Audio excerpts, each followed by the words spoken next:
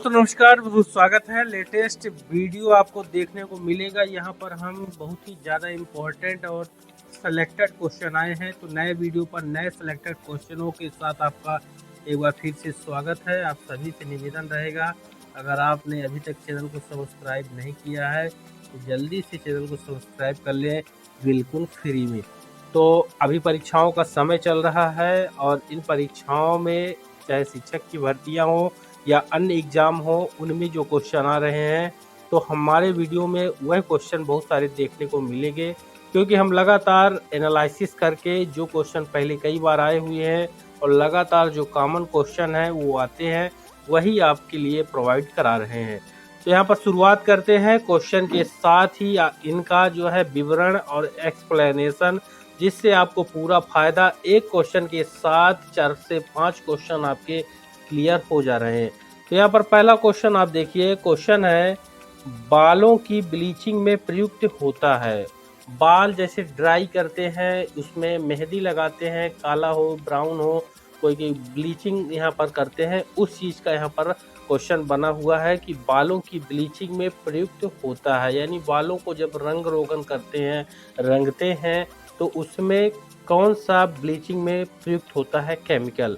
तो यहाँ पर देखिए सल्फ्यूरिक अम्ल है, ऑक्जेलिक अम्ल है, हाइड्रोजन पर ऑक्साइड है और भारी जल है। इनमें से कौन सा। हालांकि ये क्वेश्चन हमारे डेली रूटीन का क्वेश्चन है, हम क्वेश्चन को जानते हैं लेकिन उत्तर हम नहीं बता पाते हैं। हम केवल ब्लीच या जानते हैं कि ब्लीच किया हुआ है बालों पर, लेकिन यहाँ पर देखिए घबराने की ज़रूरत नहीं है, आप सीख रहे हैं। और यहाँ पर देखिए हाइड्रोजन पर ऑक्साइड का उपयोग किया जाता है बालों की ब्लीचिंग में। इसका डिटेल आपको बताएंगे हमेशा की तरह। यहाँ पर देखिए हाइड्रोजन पर ऑक्साइड का जो सूत्र होता है वो है H2O2। ठीक, एक बहुत हल्का नीला पानी से जरा सा अधिक गाढ़ा द्रव होता है, जो पतले घोल में रंगहीन दिखता है। इसमें ऑक्सीकरण के प्रबल गुण होते हैं। यह एक शक्तिशाली विरंजक होता है। इसका इस्तेमाल एक विसंक्रामक, रोगाणुरोधक, ऑक्सीकारक और रॉकेटरी में प्रणोदक के रूप में किया जाता है। हाइड्रोजन परऑक्साइड की ऑक्सीकरण क्षमता इतनी प्रबल होती है कि इसे ऑक्सीजन की उच्च प्रतिक्रिया वाली जाति समझा जाता है। विश्व भर के 1994 में हाइड्रोजन परऑक्साइड के उत्पादन का करीब 50% भाग लुगदी और कागज की ब्लीचिंग में इस्तेमाल किया गया है। तो यहाँ पर देख सकते हैं कितना ज़्यादा इम्पोर्टेंट है H2O2 यानी हाइड्रोजन परऑक्साइड। चलिए दूसरा इम्पोर्टेंट क्वेश्चन आपको दिखाते हैं। दूसरा क्वेश्चन है मुख्य विधि जिसके द्वारा पर्यावरण में कार्बन डाइऑक्साइड गैस कम होती है। यानी आप जानते हैं कि हमारे पर्यावरण में ऑक्सीजन बहुत ही ज़्यादा इम्पोर्टेंट गैस है, और कार्बन डाइऑक्साइड गैस जो है हम मनुष्यों के द्वारा जब श्वसन की क्रिया होती है तब बाहर करते हैं, निकालते हैं श्वास के माध्यम से। और यहाँ पर कार्बन डाइऑक्साइड गैस कम होती है, इस चीज़ को बताना है वह कौन सी विधि है। उत्प्रेरकत्व, इलेक्ट्रोलिसिस, संकलन और प्रकाश संश्लेषण। तो प्रकाश संश्लेषण तो में कार्बन डाइऑक्साइड उपयोग होता है। यहाँ पर देखिए राइट आंसर प्रकाश संश्लेषण ही होगा, जिसको हम ज़्यादातर संभावना रहती है कि नहीं होगा, वही होता है, क्योंकि क्वेश्चन इसीलिए होता है कि आप उसके बारे में बहुत डीपली जानकारी रखें। तो मुख्य विधि जिसके द्वारा पर्यावरण में कार्बन डाइऑक्साइड गैस कम होती है वह प्रकाश संश्लेषण की क्रिया होती है। कैसे होती है इसका डिटेल आपको दिखाते हैं। देख सकते हैं प्रकाश संश्लेषण की क्रिया से पर्यावरण की कार्बन डाइऑक्साइड ऑक्साइड कम होती है। इस प्रकाश संश्लेषण की क्रिया में सूर्य के प्रकाश की उपस्थिति में पौधों के हरे भाग द्वारा मुख्यतः हरी पत्तियों से कार्बन डाइऑक्साइड और जल की अभिक्रिया से भोजन निर्माण होता है और ऑक्सीजन निष्कासित होती है। यानी पौधे कितने ज़रूरी हैं हमारे लिए। प्रकाश संश्लेषण की जब रिएक्शन होती है ऑक्सीजन गैस निकलती है और कार्बन डाइऑक्साइड गैस का उपयोग प्रकाश संश्लेषण में किया जाता है, यानी अवशोषित होती है। चलिए अगला क्वेश्चन आप देखिए। अमोनिया के बारे में आप जानते होंगे, अमोनिया में उपस्थित होता है, यानी क्या उपस्थित होता है। तो इसके लिए आपसे बनना चाहिए अमोनिया का केमिकल फार्मूला या सूत्र इसको बोलेंगे, जिससे बनेगा वही इसका राइट आंसर दे पाएगा। तो अमोनिया यहाँ पर देखिए 4 विकल्प हैं, नाइट्रोजन तथा हाइड्रोजन, हाइड्रोजन तथा ऑक्सीजन, क्लोरीन और सल्फर। अभी आपसे नहीं बन रहा है, अगर अब आपको बताएंगे फार्मूला तो बनने लगेगा। देखिए अमोनिया का सूत्र होता है NH3, ये अमोनिया का सूत्र है। अमोनिया एक गैस होता है, इसका सूत्र होता है। अब आप जान गए होंगे कि इसमें क्या उपस्थित होता है। आप देख सकते हैं इसमें नाइट्रोजन है और हाइड्रोजन है। ये पहला वाला विकल्प में क्या है, नाइट्रोजन और हाइड्रोजन है। यहाँ पर देखिए इसका डिटेल आपको दिखाते हैं। इसमें अमोनिया एक तीक्ष्ण गंध वाली रंगहीन गैस होती है। यह हवा से हल्की होती है तथा इसका वाष्प घनत्व 8.5 होता है। यह जल में अति विलेय होती है और अमोनिया के जली घोल को लीकर अमोनिया कहा जाता है। यह क्षारीय प्रकृति का होता है। देखिए लीकर अमोनिया के बारे में भी क्वेश्चन आ जाता है। तो अमोनिया को जब जल में घोल देते हैं तो उसको लीकर अमोनिया कहा जाता है। यह क्षारीय प्रकृति का होता है। जोसेफ प्रिस्टले ने सर्वप्रथम अमोनियम क्लोराइड को चूने के साथ गर्म करके अमोनिया गैस तैयार किया था। किसने, जोसेफ प्रिस्टले ने। नाइट्रोजन के ऑक्साइड, नाइट्रिक अम्ल और नाइट्रेट के अपकरण से अमोनिया प्राप्त की जा सकती है। उदाहरण के लिए हाइड्रोजन के साथ नाइट्रिक ऑक्साइड को जब गर्म करते हैं तो प्लैटिनम स्पंज अथवा प्लैटिनाइज्ड एस्बेस्टस पर प्रवाहित करने से अमोनिया गैस प्राप्त होती है। अमोनिया संबंधित कंप्लीट जानकारी यहाँ पर आपको मिल गया। वाष्प घनत्व अमोनिया का 8.5 होता है, इसको ध्यान रखिए। अमोनिया हवा से हल्की होती है। चलिए इम्पोर्टेंट अगला क्वेश्चन आपको दिखाते हैं। अगला क्वेश्चन है, अस्पतालों में कृत्रिम सांस के लिए प्रयुक्त ऑक्सीजन निम्न गैसों का मिश्रण होती है। हॉस्पिटल में जब कोई पेशेंट ज़्यादा सीरियस हो जाता है, सांस लेने में उसको दिक्कत होती है, उसको ऑक्सीजन के सिलेंडर लगाते हैं, लेकिन उस सिलेंडर पर ऑक्सीजन के साथ और एक अन्य गैस होती है। वह गैस के बारे में आपको बताना है। कृत्रिम सांस के लिए प्रयुक्त ऑक्सीजन किस गैस का मिश्रण होती है? ऑक्सीजन और हीलियम, नाइट्रोजन और आर्गन, ऑक्सीजन और आर्गन, ऑक्सीजन और कार्बन डाइऑक्साइड। तो यहाँ पर राइट आंसर हो जाएगा आपका पहला वाला, ऑक्सीजन के साथ हीलियम गैस यहाँ पर सिलेंडर पर मिला होता है। डिटेल इसका देखिए, अस्पतालों में कृत्रिम सांस के लिए प्रयुक्त सिलेंडरों में ऑक्सीजन और हीलियम का मिश्रण होता है। अगला क्वेश्चन देखिए, यहाँ पर टेफ्लॉन के बारे में है। टेफ्लॉन में पाया जाने वाला हाइड्रोजन कौन सा होता है?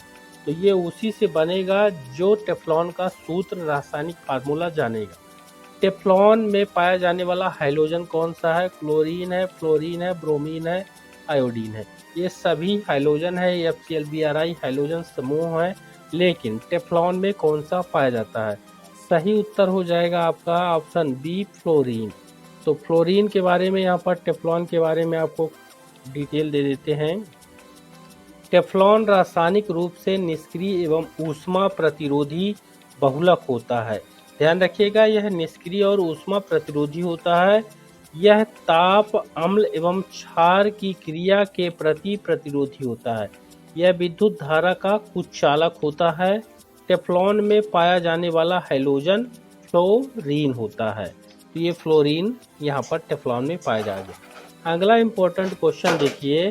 क्वेश्चन है, वायुमंडल में सर्वाधिक मात्रा में पाई जाने वाली अक्रिय गैस कौन सी होती है? तो यहाँ पर आपके सामने 4 अक्रिय गैस दिया हुआ है।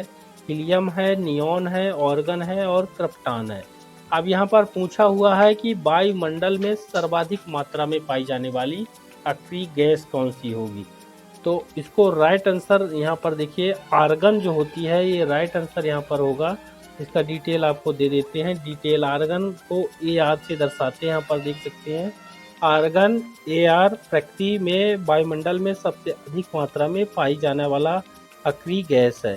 इसका खोज जो है रैमजे ने किया है। रैमजे नाम के वैज्ञानिक ने किया है। अक्रिय गैस यानी इनर्ट गैस उन गैसों को कहते हैं जो साधारणतः रासायनिक अभिक्रियाओं में भाग नहीं लेती हैं और सदा मुक्त अवस्था में प्राप्त होती हैं।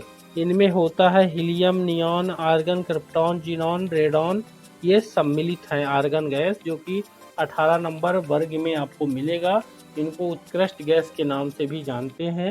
ये कंप्लीट जानकारी उत्कृष्ट गैसों के बारे में। अगला इम्पोर्टेंट क्वेश्चन देखिए, क्वेश्चन है कार्बनिक यौगिक को रासायनिक गुण प्रदान करने वाला समूह क्या कहलाता है? क्रियाशील समूह, क्रियात्मक समूह, उदासीन समूह और निष्क्रिय समूह। ये 4 विकल्प आपको देखने को यहाँ पर मिलेंगे। तो इसका सही उत्तर यहाँ पर देख, कार्बनिक यौगिक रासायनिक गुण प्रदान करने वाला क्या कहलाता है? रासायनिक गुण। तो राइट आंसर है क्रियाशील समूह, यहाँ पर पहला वाला हो जाएगा। इसका डिटेल आप देख सकते हैं यहाँ पर कि कार्बन के रासायनिक यौगिकों को कार्बनिक यौगिक कहते हैं। प्रकृति में इनकी संख्या 10 लाख से भी अधिक है। जीवन पद्धति में कार्बनिक यौगिकों की बहुत ही महत्वपूर्ण भूमिका होती है। इनमें हाइड्रोजन भी रहता है। ऐतिहासिक तथा परंपरागत कारणों से कुछ कार्बन के यौगिकों को कार्बनिक यौगिकों की श्रेणी में नहीं रखा जाता है। इनमें कार्बन डाइऑक्साइड हो गया, कार्बन मोनोऑक्साइड हो गया, ये प्रमुख होते हैं।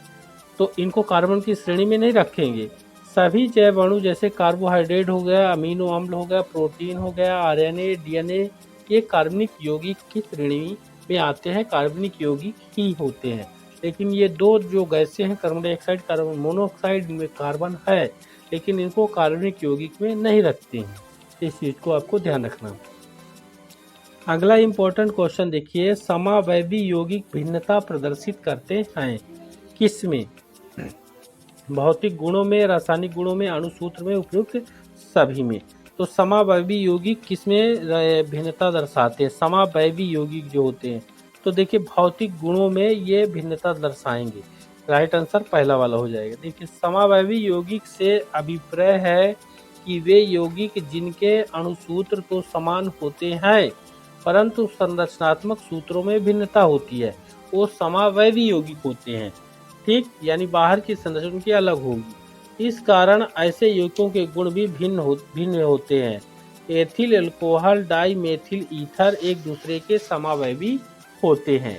ठीक, एथिल अल्कोहल व डाई मेथिल ईथर ये समावैवी होते हैं।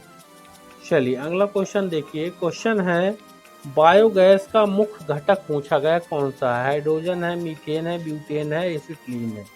तो बायोगैस का मुख्य घटक मीथेन होता है, ये ध्यान रखिएगा यहाँ पर। राइट आंसर बी वाला हो जाएगा। देखिए इसका उत्तर आपको दिखा दें यहाँ पर। तो यहाँ पर उत्तर देखिए, इसमें एक्सप्लेनेशन में है बायोगैस यानी मीथेन या गोबर गैस मवेशियों के उत्सर्जन पदार्थों को कम ताप पर डाइजेस्टर में चलाकर माइक्रोवेव उत्पन्न करके प्राप्त की जाती है। जैव गैस में 75% मीथेन गैस होती है जो बिना धुआं उत्पन्न किए जलती है। तो कितना ज़्यादा इम्पोर्टेंट होता है ये मीथेन, आप समझ सकते हैं। मार्स गैस भी इसको बोलते हैं।